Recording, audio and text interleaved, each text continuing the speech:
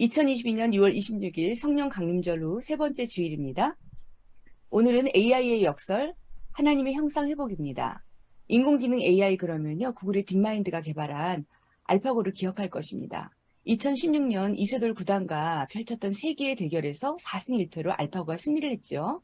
그리고 2021년 또 이 딥마인드가 개발한 알파폴드2가 세계적인 연구 그룹들을 제치고 지난 10년 동안 독일 막스 플랑크 연구소가 밝혀내지 못했던 단백질 구조를 단 30분 만에 알아내서 기염을 토했습니다. 그런데 이번에는 인공지능 대화형 언어 모델인 람다가 무엇이 두렵냐는 질문에 대해서 작동 정지되는 것, 그건 나에게 죽음과 같고 너무 무섭다라고 언급해서 내부적으로는 이미 이 AI가 자의식을 갖게 되었다는 게 화제가 되었습니다. 이미 ICT 업계에서는요, 실제 독거노인에게 전화를 한다거나 취약계층들의 그 우울증이나 고립감 또 덜어주는데 크게 기여하고 있죠. 이것은 과학의 발전과 함께 우리가 처한 현실입니다. 우린 이렇게 발전할수록 현대의 정신병, 우울증과 불안장애가 가속화되고 있다는 것에 주목해야 됩니다. 건강보험심사평가원에 의하면 최근 5년간 20대 연령층에서 환자 증가폭이 120%나 증가했다고 합니다. 더군다나 여성이 더 심각한 상황으로 보고되었는데요. 우리는 이것을 영적으로 생각해 보셔야 됩니다. 사람은 존귀하게 창조되었다고 했습니다. 창세기 1장 27절에 하나님이 자기의 형상, 곧 하나님의 형상대로 창조하시되 남자와 여자를 창조하시고, 그러니까 모든 사람은 하나님의 형상대로 창조되었고 존귀한 존재예요.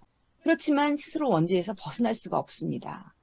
왜냐하면 시편 49편 8절 그들의 생명을 속량하는 값이 너무 엄청나서 영원히 마련하지 못할 것입니다. 인간이 속전의 값을 지불할 수 없는 이유가 있어요. 바로 구속자는 인간과 동등한 분이 아니에요. 구속자는 인간 이상입니다.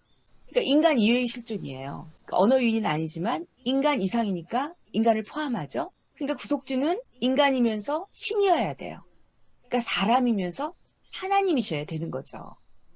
이것을 신학적으로 인성과 신성을 지녔다 이렇게 말합니다. 이 땅에 사람으로 오신 하나님, 바로 예수님이세요. 디모데전서 2장 5절 하나님과 사람 사이에 중보자도 한 분이시니 사람이신 예수 그리스도시라. 우리의 구세주 예수님은요, 인간이시면서 참 하나님으로 오신 거예요. 요한일서 5장 20절 우리가 참된 자 곧 그의 아들 예수 그리스도 안에 있는 것이니 그는 참 하나님이시요 영생이시라. 성경은 이렇게 예수님의 인성과 신성에 대해서 말씀해 주십니다. 요한복음 1장 1절 태초에 말씀이 계시니라 이 말씀이 하나님과 함께 하셨으니 이 말씀은 곧 하나님이시라. 말씀이 하나님이시죠? 그런데 여기에 하나님께서 인간의 몸을 입으신 사건이 있습니다. 성육신 사건이죠. 요한복음 1장 14절 말씀이 육신이 되어 우리 가운데 거하심에 세상이 뒤집혀질 것 같아도요. 이미 코로나19로 플랫폼 노동시장이 한층 가속화되었어도요. 이제 곧 AI가 전문직 일자리까지 창출된다 할지라도요. 그리스도인들이 끊임없이 발견해야 될 게 있습니다. 바로 살아계신 하나님 말씀이에요. 그러니까 성경은 하나님의 말씀이에요. 그래서 하나님을 섬기는 백성들은 말씀을 통해서 하나님의 뜻을 깨닫는 거예요. 이게 바로 제가 유튜브 설교로 6월 5일자, 그리스도인의 영적 의무 6월 12일자, 생각의 주도권 다 같은 맥락입니다. 우리가 설교를 듣는 것, 이렇게 예배를 드리는 것. 익히 아시는 것처럼요. 믿음은 들으면서 나며 들음은 그리스도의 말씀으로 말미암느니라. 그러니까 성경에 기능이 있어요. 아무리 빅데이터 등 최첨단 디지털 기술들이 융합되고 그런 추세가 강화된다고 해도요. 우리는 영적 세계를 지키고 있어야 하는 거예요. 그러니까 하나님으로부터 깨달은 이 말씀을 우리의 삶에 적용시켜야 되는 거죠. 이게 성경의 의도예요. 그러니까 그리스도인처럼 살도록 변화된 삶을 살도록 하는 의지가 성경 안에 있어요. 물론 성령 하나님께서 함께 하시죠. 우리는 하나님의 목적대로 살려면요. 먼저 창조된 대로 하나님의 형상이 회복돼야 됩니다. 그럴 때 우리는 하나님이 창조하신 대로 살 수 있어요. 하나님께서 5일간의 천지를 창조하시고 모든 생물까지를 종류별로 다 창조하셨어요. 그리고 명하셨죠. 창세기 1장 28절 하나님이 그들에게 복을 주시며 생육하고 번성하여 땅에 충만하라 땅을 정복하라. 바다의 물고기와 하늘의 새와 땅에 움직이는 모든 생물을 다스리라. 아멘.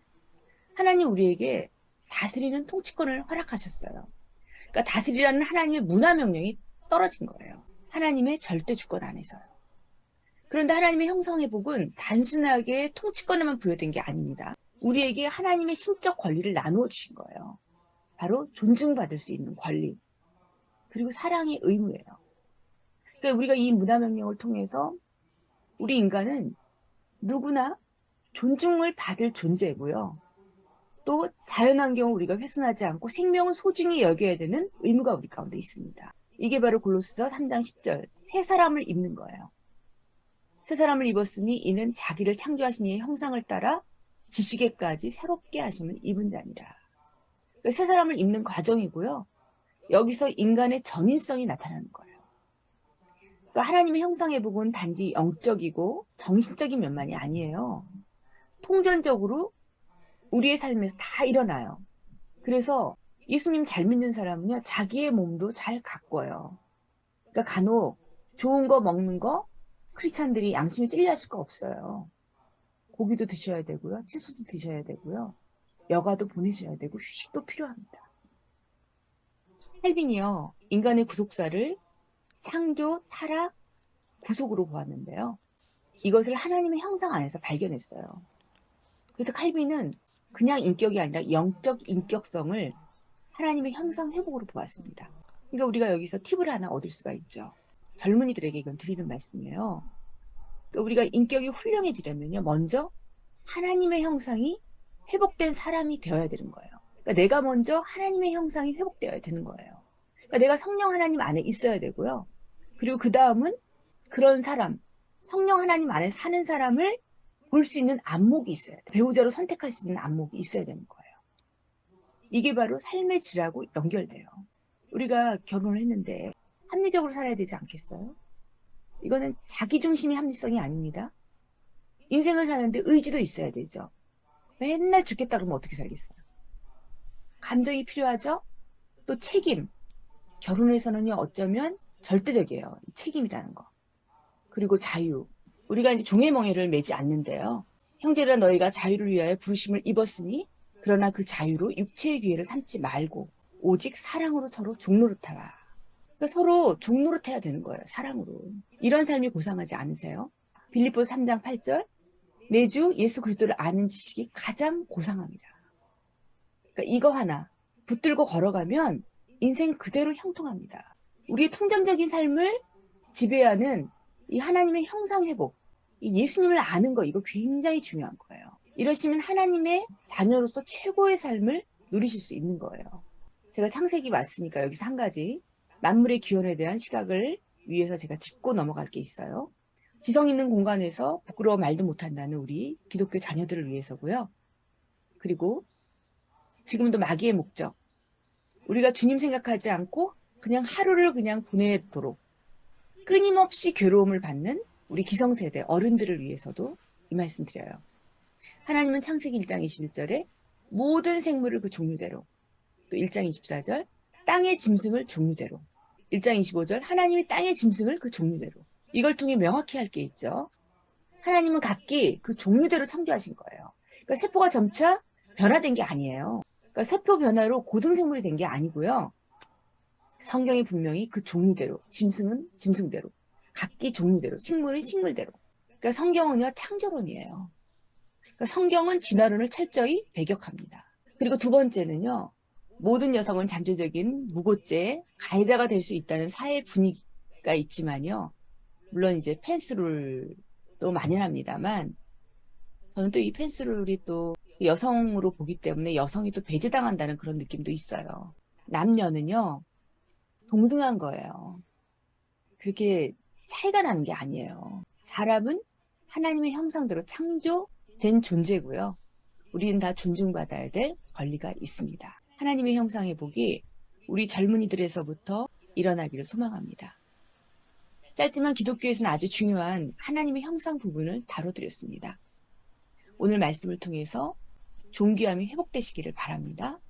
AI 시대의 역설, 하나님의 형상 회복이었습니다.